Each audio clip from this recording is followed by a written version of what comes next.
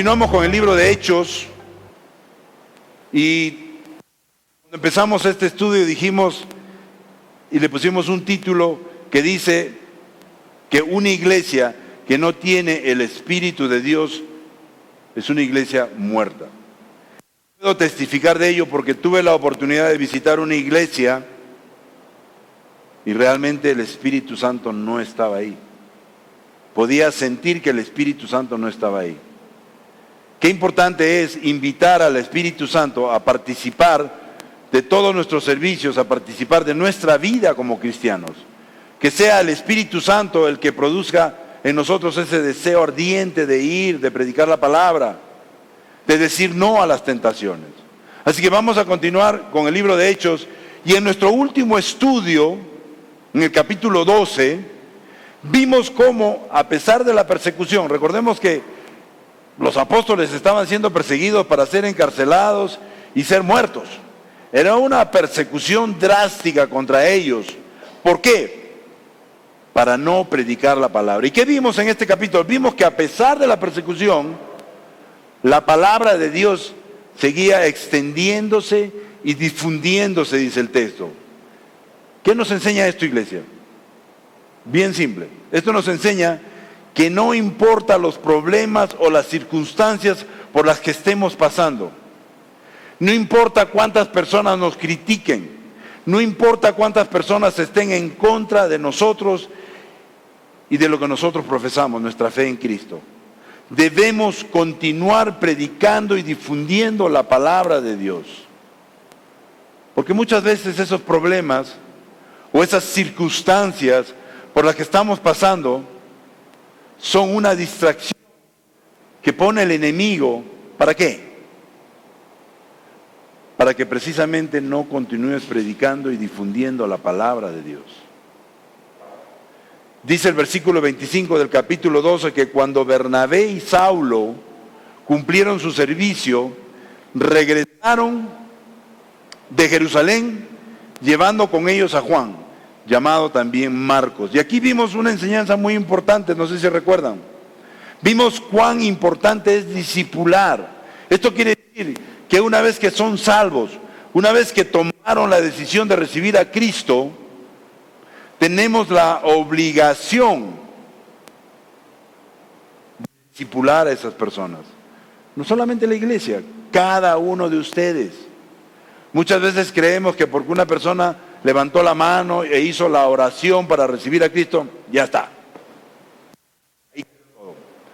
Y pasa la semana, los meses y ya no los volvemos a ver acá. ¿Por qué? Porque no los estamos discipulando, no les estamos instruyendo. Son como bebés que están tomando la leche, pero necesitan comida más sólida. Y es la obligación de toda la iglesia, es la responsabilidad de toda la iglesia de discipular a esas personas. Mateo 28:19 justamente nos dice, por tanto, vayan y hagan discípulos de todas las naciones, ¿no? Por tanto, vayan y hagan discípulos de todas las naciones, bautizándolos en el nombre del Padre, del Hijo y del Espíritu Santo. Es un versículo que vamos a repetir constantemente porque es muy importante, sobre todo en estos tiempos donde Jesucristo está pronto a venir. Debemos recordar y estar conscientes de que tenemos el mandato de Dios de ir y hacer discípulos. Y esto quiere decir que todos los que nos llamamos cristianos tenemos la responsabilidad, al igual que Bernabé y Saulo, de discipular a alguien nuevo en la fe. Ellos sabían la importancia de invertir en los nuevos creyentes. Y al igual que ellos, nosotros también debemos invertir en ellos. No estoy hablando de invertir dinero, invertir tiempo. Porque aunque no conocemos los planes que tiene Dios para con ellos, Él sí. Y el libro de Jeremías 9:11 nos dice precisamente, porque yo conozco los planes que tengo para ustedes, afirma el Señor. Planes de bienestar y no de calamidad, a fin de darles un futuro y una esperanza. Iglesia, el Señor tiene planes. El Señor quiere hacer una obra con cada uno de nosotros. El Señor quiere usarnos como sus instrumentos. Y no es solamente hablar de Cristo, no es solamente predicar la palabra, es nuestro testimonio, es cómo realmente estamos y vivimos nuestra vida cristiana, lo que va a hacer que una persona quiera acercarse a Cristo. Yo recuerdo que había una persona que le predicaba a un no creyente y esta persona quería recibir a Cristo. Y decía, ¿pero por qué? Porque precisamente el testimonio de esta persona no era el adecuado. Seguía en borracheras, seguía en fiestas, seguía haciendo lo que quería y creía que ya habiendo recibido a Cristo era suficiente. Estaba dando un mal testimonio a las personas. El libro de Corintios nos dice que somos embajadores de Cristo. Representamos a Cristo y a su nación que es el cielo. Por lo tanto, tenemos que ser buenos embajadores de Él. Debemos dar un buen testimonio. Vamos ahora al capítulo 13 y leamos el versículo 1 que dice: en la iglesia de Antioquía eran profetas y maestros, Bernabé, Simeón, apodado Negro, Lucio de Cirene, Manaén, que se había criado con Herodes el tetrarca, Saulo. Punto 1, si están tomando notas, seguir a Cristo es tu decisión. ¿Alguno de ustedes está siguiendo aquí a Cristo porque alguien lo apuntó con una pistola y le dijo, ¿sigues a Cristo, te mato? Eso pasaba en otras religiones, ¿no? La Santa Inquisición. Pero aquí, seguir a Cristo es tu decisión y solamente tu decisión. No es ni siquiera decisión de tu mamá que te puede de repente estar trayendo obligado a la iglesia. Al fin y al cabo, cuando tú estés frente al Señor, el Señor te va a decir, te va a pedir cuentas. ¿Y qué le vas a decir tú? No, es que mi mamá era cristiana y ella me traía a la iglesia. Sí, pero ¿y cómo estás tú? Tu relación personal con Cristo es lo que va a contar para que tengas entrada al cielo. Aquí nos enteramos en este versículo que Bernabé, Saulo y Juan Marcos, después de llevar un regalo de apoyo a la iglesia, regresaron de Jerusalén a Antioquía. Lo vimos en el libro de Hechos 11, 29 al 30, que dice, entonces decidieron que cada uno de los discípulos, según los recursos de cada cual, enviaría ayuda a los creyentes que vivían en Judea. Así lo hicieron, mandando ofrenda a los líderes religiosos por medio de Bernabé y Saulo. O sea, ellos fueron llevando la ofrenda de la iglesia de Antioquía a los hermanos de Judá. Llevaron la ofrenda, pero después que llevaron la ofrenda, regresaron y trajeron con ellos a una persona más, que es a Juan Marcos.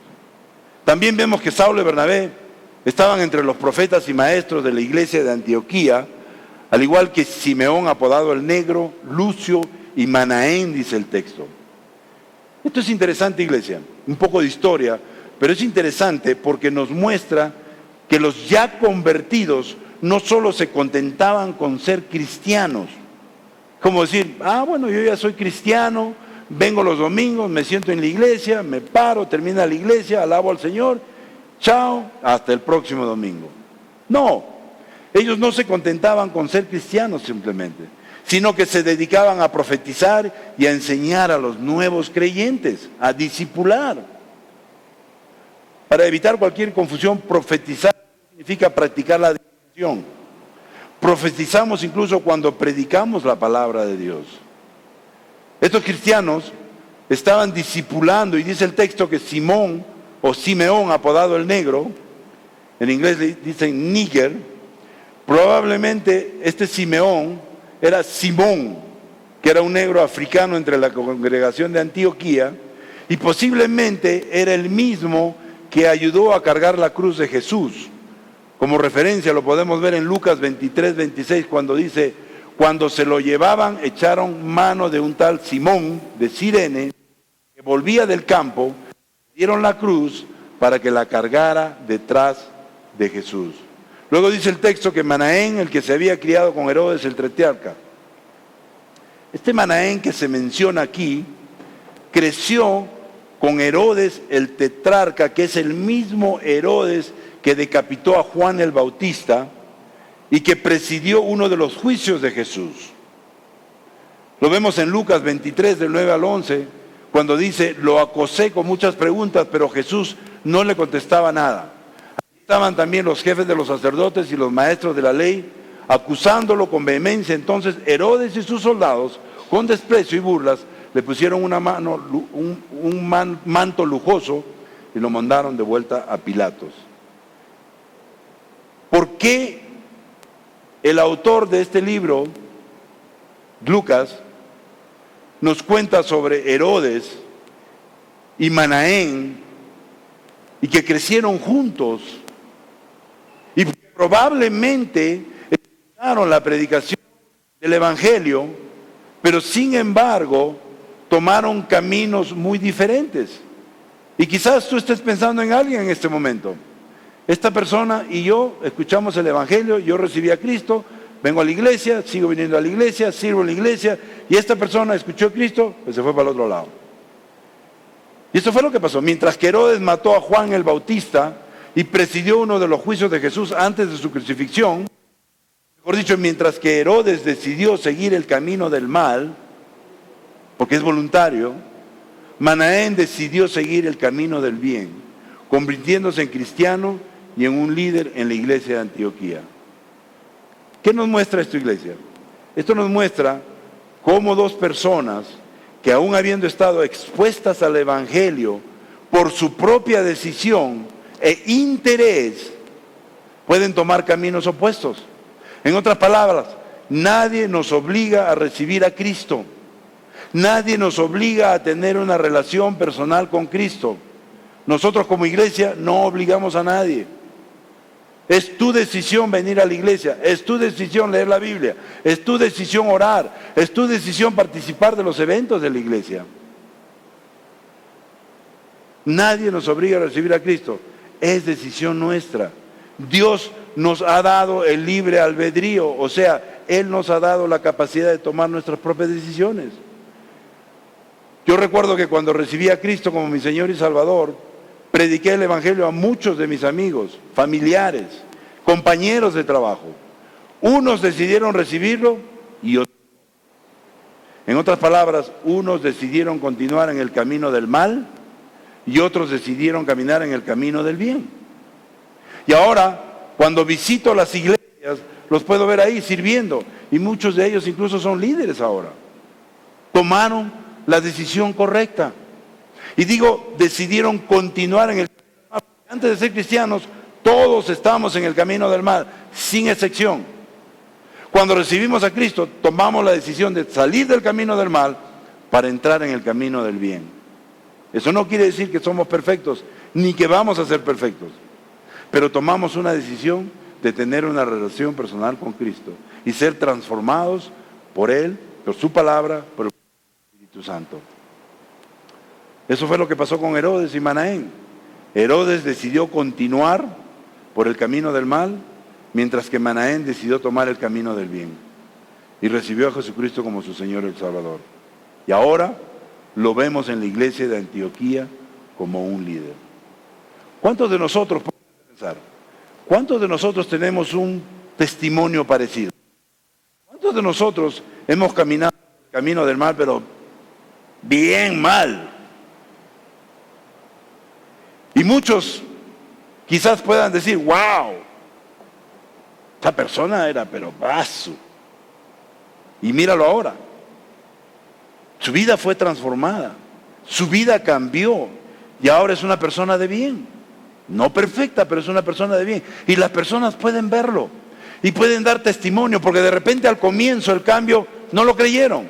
No, ese ahorita regresa otra vez. No le doy ni un mes, ahorita viene de vuelta. Y han pasado los años, 10, 15, 20, 30 años, como en mi caso.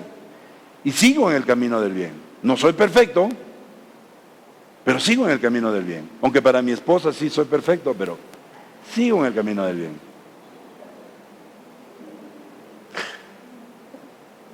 Leamos ahora los versículos del 2 al 5 que dicen: mientras participaban en el culto al Señor y ayunaban, escuchen bien, culto al Señor y ayunaban, el Espíritu Santo dijo: apártenme ahora a Bernabé y a Saulo para el trabajo al que los he llamado. Así que después de ayunar, orar e imponerles las manos, los despidieron. Bernabé y Saulo, enviados por el Espíritu Santo, bajaron a Seleucia y de ahí navegaron a Chipre. Al llegar a Salamina, predicaron la palabra de Dios en las sinagogas de los judíos, tenían también a Juan como ayudante. ¿Se dan cuenta? Seguían discipulando a Juan. Juan caminaba de la mano con ellos, viendo cómo ellos servían al Señor, viendo cómo ellos reaccionaban a los ataques del enemigo. Juan vio y aprendió. Eso es discipular, iglesia. Punto 2, si estás tomando nota. Seguir a Cristo significa escuchar y obedecer la dirección del Espíritu Santo. Cristo nos habla y nos dirige a través de su Espíritu. Bernabé y Saulo estaban orando, dice el texto, ayunando y alabando al Señor. Ellos estaban buscando dirección y confirmación y el Espíritu Santo les habló. ¿Cuántos de nosotros oramos, ayunamos por algo que estemos pidiendo, por algo que estemos necesitando y el Espíritu Santo nos contesta, el Espíritu Santo nos habla? Una vez al año tenemos nuestro ayuno corporativo y en ese ayuno corporativo escuchamos de Dios y vemos milagros, vemos confirmaciones, vemos puertas que se abren y vemos puertas que se cierran también. Pero hay algo muy interesante. Bernabé y Saulo estaban muy cómodos sirviendo al Señor en la iglesia de Antioquía, como muchos de nosotros. Sin embargo, el Señor no nos quiere cómodos. El Señor quiere incomodarnos. Yo estaba muy cómodo sirviendo en mi iglesia en Fort Lauderdale. Llegaba a mi iglesia, tenía todo listo, no tenía más que simplemente predicar, ordenar las cosas y hacer los estudios. Era muy cómodo. Sin embargo, el Señor me dijo, suficiente de comodidad, vas a ir a incomodarte a Cajabamba. Lo curioso es que no estoy incómodo en Cajabamba tampoco. Estoy cómodo, estoy contento, porque este es el lugar al que el Señor me ha llamado. Y mientras el Señor me llame aquí, aquí voy a estar. Y esta es mi familia. El Señor no nos quiere cómodos, iglesia. Él tenía planes para con ellos. Y por eso dice el texto, escuchen bien, apártenme ahora a Bernabé y a Saulo para el trabajo al que los he llamado. ¿Qué pasa si el Señor te dice, apártenme ahora a Freddy, apártenme ahora a Mikey para un trabajo que yo los he llamado? Van a decir sí, pero ¿dónde es el trabajo? No importa. Ustedes simplemente digan sí y ya les voy a mostrar después dónde es el trabajo. ¿Se acuerdan a Abraham cuando lo llamó? No le dije a dónde iba a ir, simplemente le dije, deja tu parentela y vamos. En el camino te voy a decir. Aquí les está diciendo, déjenme para el trabajo que los he llamado. No les dijo específicamente qué iba a hacer, pero los estaba apartando para un trabajo especial. Mejor dicho, sepárenme a estos dos porque los voy a usar para hacer otras cosas.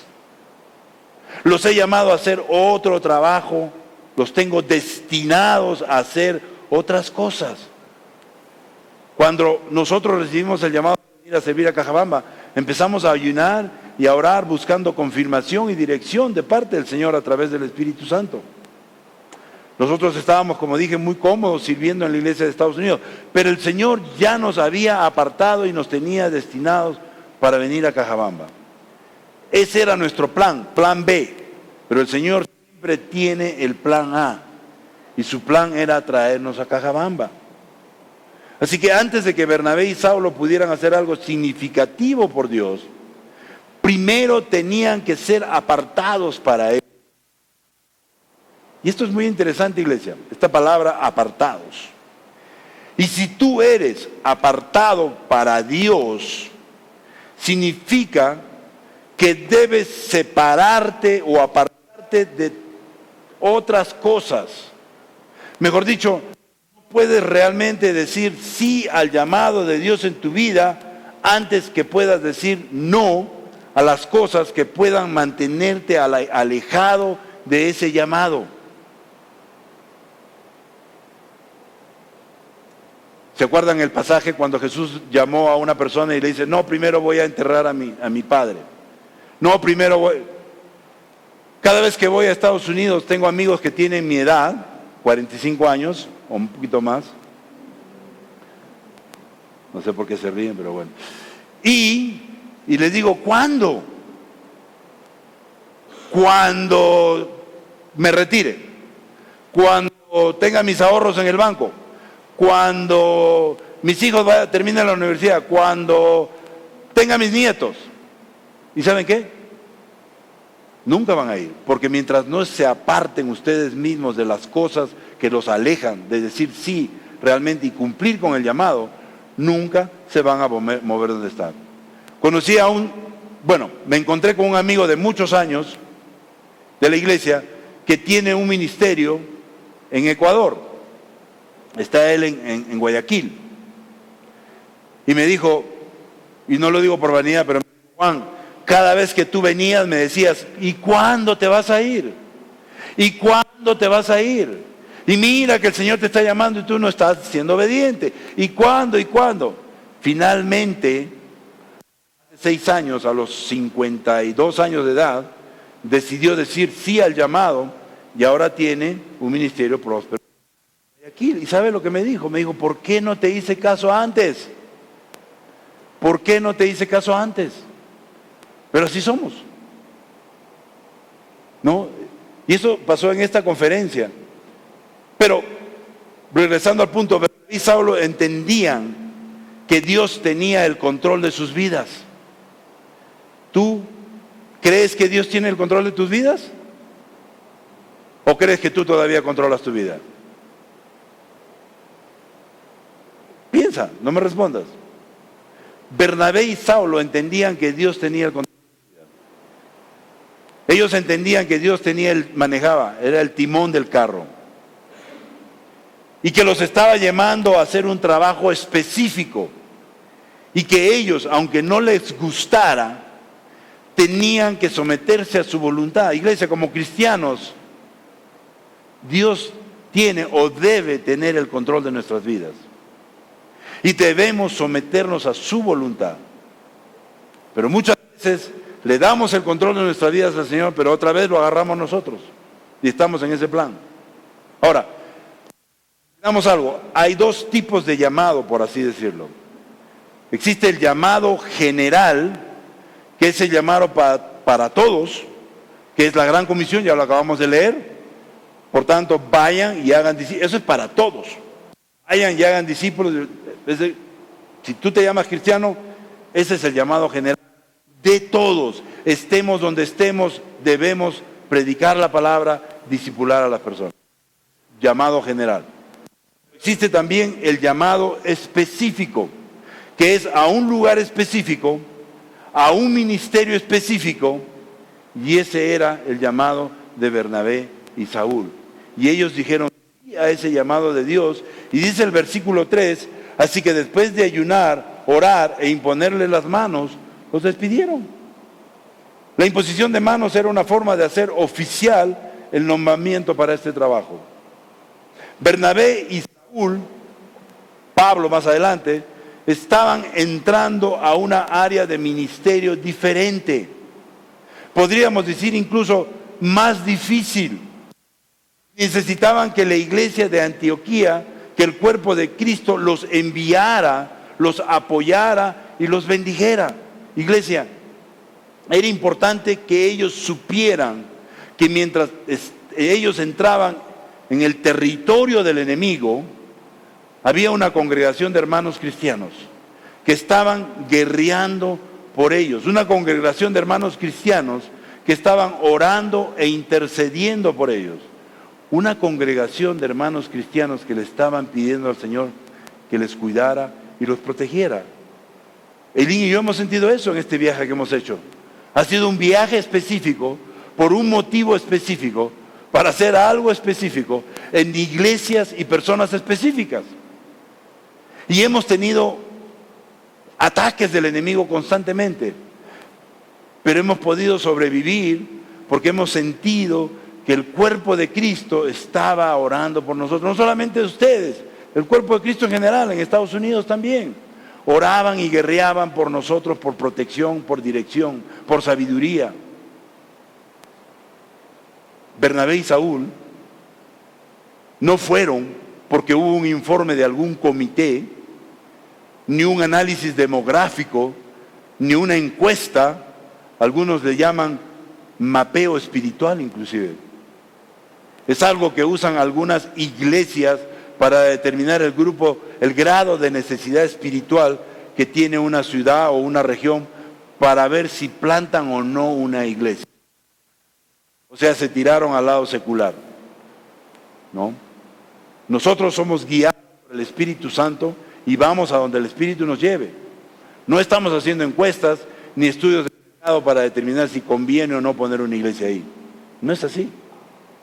Bernabé y Saulo salieron sin ninguna de estas cosas, solo con la confirmación de su llamado y el poder del Espíritu Santo. De la misma manera que lo hicimos nosotros. Y dice el texto en el versículo del 4 al 5 que Bernabé y Saulo, enviados por el Espíritu Santo, bajaron a Seleucia y de ahí navegaron a Chipre. Y al llegar a Salamina predicaron la palabra de Dios en las sinagogas de los judíos. Tenían también a Juan como ayudante. Y esto es muy importante, iglesia. Fíjense que no dice que la iglesia o los líderes de Antioquía los enviaron. No, dice que fueron enviados por el Espíritu Santo. Iglesia, es el Espíritu Santo que envía para hacer su obra. Es el Espíritu Santo el que pone ese deseo ardiente en el corazón de las personas de ir. Mejor dicho, sin ser enviado por el Espíritu Santo no puedes ir. Me corrijo, sin el Espíritu Santo no debes ir, porque tu ministerio va a fracasar tarde o temprano. Tú vas a fracasar. Es por eso que son más los misioneros que regresan del campo misionero que los que van al campo misionero. Recordemos lo que nos dice Hechos 1:8, ya ustedes lo saben de memoria. Pero cuando venga el Espíritu Santo sobre ustedes, recibirán poder y serán mis testigos, tanto en Jerusalén como en toda Judea y Samaria, hasta en los confines de la tierra. Antes de regresar se me acercó una pareja que conocemos hace mucho tiempo. El esposo está retirado o jubilado ya. Y ella me dice, Juan, en diciembre me jubilo. Trabaja en la iglesia, en la cafetería. En diciembre me jubilo. Y el Señor, a través de su Espíritu Santo, y son brasileros, me está mandando a ayudarles a Cajabamba.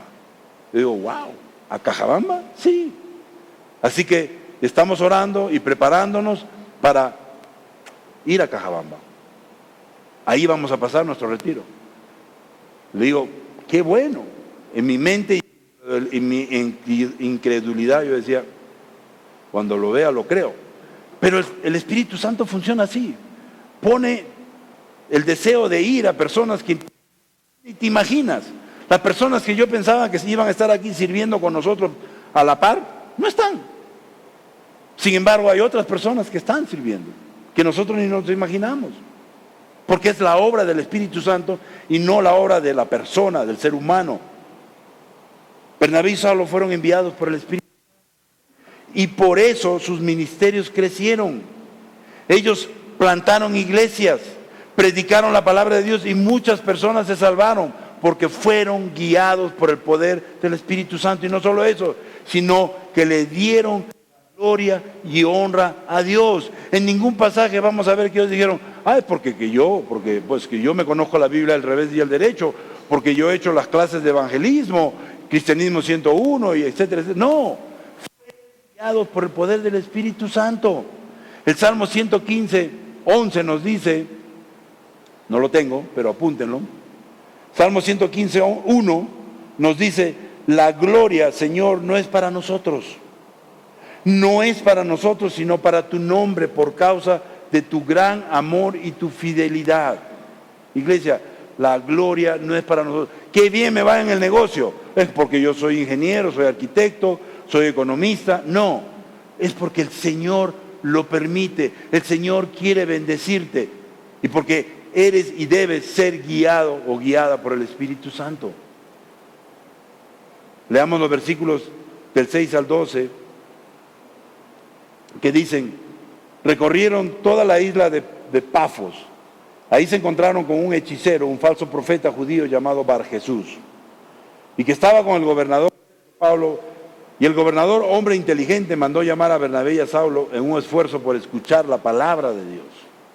Pero Elimas, el hechicero, significa su nombre, se les oponía y procuraba apartar de la fe al gobernador.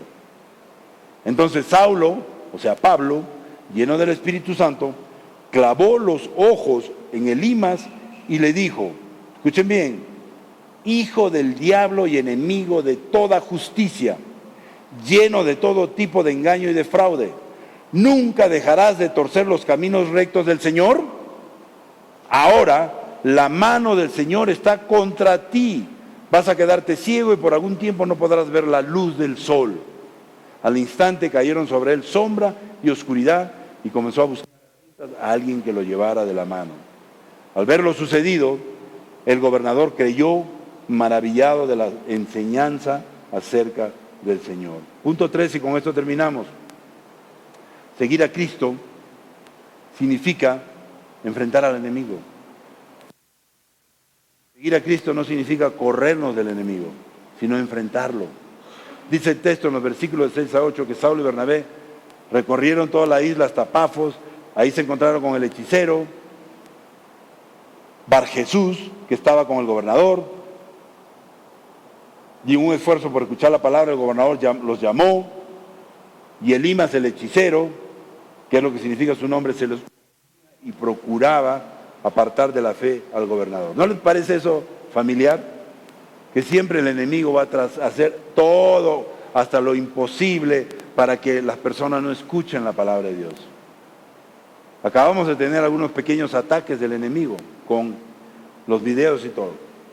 El enemigo no quiere ni siquiera que alabemos al Señor, y menos que escuchemos su palabra. Y usó a este hombre, a este tal Elimas, para ello. Iglesia, cuando empezamos un ministerio, cualquiera que fuere, el enemigo nunca va a estar contento. Entiéndalo, nunca va a estar contento.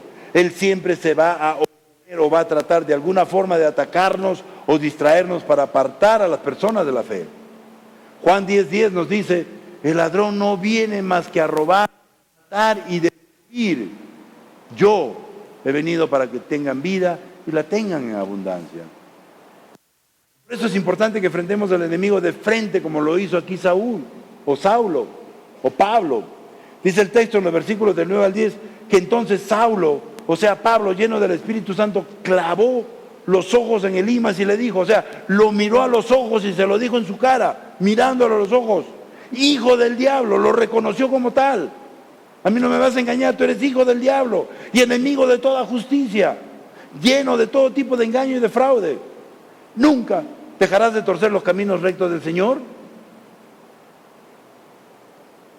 Saulo, lleno del Espíritu Santo, enfrentó al enemigo de frente, sin temor. Saulo lo llamó por su nombre, hijo del diablo y enemigo de toda justicia, lleno de todo tipo de engaño y de fraude. Y si estudiamos toda la armadura del Señor, vamos a ver algo muy interesante.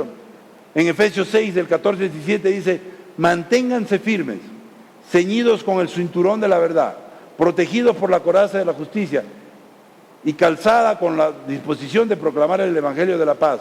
Además de todo esto, tomen el escudo de la fe con el cual pueden apagar todas las flechas encendidas del mal. Tomen el casco de la salvación y la espada del Espíritu, que es la palabra de Dios. Si se dan cuenta, que vemos aquí, vemos que toda la armadura nos protege de frente. Vemos que no hay nada en la armadura del Señor que proteja la espalda. ¿Han leído? ¿Hay algo que diga y proteja la espalda? No hay. No hay nada que proteja la espalda. ¿Qué significa esto? Significa que tenemos que enfrentar al enemigo de frente y no salir corriendo dándole a la espalda, porque entonces nos va a vencer. Es importante que enfrentemos al espíritu de frente. Sí, pero Juan, ¿cómo enfrentamos al enemigo? Con oración, con ayuno, leyendo su palabra, no cediendo a las tentaciones, no practicando el Halloween. Luego dice Le dice al adivino en el versículo 11, ahora la mano del Señor está contra ti. Vas a quedarte ciego y por algún tiempo no podrás ver la luz del sol. Y al instante cayeron sobre él sombra y oscuridad. Iglesia, el adivino ya vivía en la sombra y en la oscuridad, pero ahora podía darse cuenta lo que es vivir en la sombra y en la oscuridad. Para que me entiendan mejor, les pregunto, ¿cuántos de nosotros, antes de ser cristianos, hemos vivido en la sombra y en la oscuridad del pecado y creíamos que estábamos bien? Creíamos que era bien cool, ¿no? Emborracharse todos los días, o un día sí, el otro también, marihuanita por aquí y otras cosas más, estar con uno, con otro. Eso era muy cool, no estaba mal. Pero sin embargo, cuando recibimos a Cristo nos dimos cuenta que estábamos bien mal. Ahora el hechicero podía darse cuenta lo que realmente era vivir en la sombra y oscuridad. Y por eso dice el texto que comenzó a buscar a tientas a alguien que lo llevara de la mano. Y eso es algo que pasa mucho también. En nuestro afán de buscar algo que llene ese vacío, que nos saque de esa oscuridad, empezamos a buscar en otras cosas.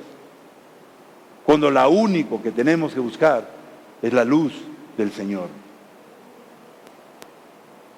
Así que por mucho tiempo nosotros hemos estado buscando a alguien que nos llevara de la mano en los lugares equivocados, hasta que nos encontró la única persona que nos puede llevar de la mano de la oscuridad a la luz. Su nombre es Jesús. Él es el único. El libro de Juan 8:12 nos dice, una vez más se dirigió a la gente y dijo, yo soy la luz. ¿No está ahí? Juan 8:12 nos dice, yo soy la luz del mundo. El que me sigue no andará en oscuridad, sino que tendrá la luz de la vida. Luego dice el texto en el versículo 12, que al ver lo sucedido el gobernador creyó, maravillado de la enseñanza acerca del Señor. Muchas veces tenemos que ver para creer, como lo hizo el gobernador. Pero la palabra nos dice en el libro de 2 Corintios 5:7, en efecto, vivimos por fe y no por vista. Pero aquí a lo que se refiere de ver para creer es que muchas veces van a creer tu testimonio porque lo están viendo, van a creer tu transformación, van a creer tu cambio y eso los va a atraer a Jesús. La única Biblia, y siempre lo hemos dicho, que van a leer es nuestro testimonio. Los milagros que Dios ha hecho en nuestras vidas. Amén.